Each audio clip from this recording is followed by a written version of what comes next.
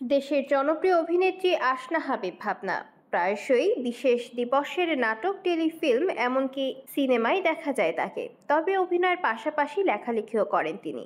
চলতি বছর বইমেলায় কাজের মেয়ে নামে তার একটি উপন্যাস প্রকাশ পেয়েছে। তবে অভিনয়ের চেয়ে লেখালেখিকেই বেশি প্রাধান্য দিচ্ছেন কিনা এ নিয়ে সংশয় রয়েছেন এই নায়িকার ভক্তরা। বর্তমানে চারুলতার শুটিং নিয়ে ব্যস্ত সময় পার করছেন ঢালি নায়িকা আসনা হাবিব ভাবনা।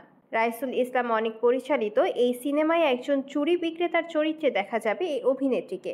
জানা গেছে এই সিনেমার শুটিং প্রায় শেষ পর্যায়ে রয়েছে, এরপর পোস্টের কাজে যাবে সিনেমাটি।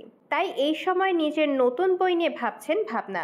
গতকাল মঙ্গলবার সামাজিক মাধ্যমে একটি পোস্ট করার মাধ্যমে এ বিষয়ে জানান এই নায়িকা। এ সময় ভাবনা লেখেন, আজ বিশ্ব বই দিবস। প্রতিবার বই দিবসে থাকে আমার কিছু প্রতিজ্ঞা ও নতুন বইয়ের ঘোষণা। আগামী বইমেলায় থাকছে আমার পঞ্চম উপন্যাস আমরা কখনোই বন্ধু ছিলাম না।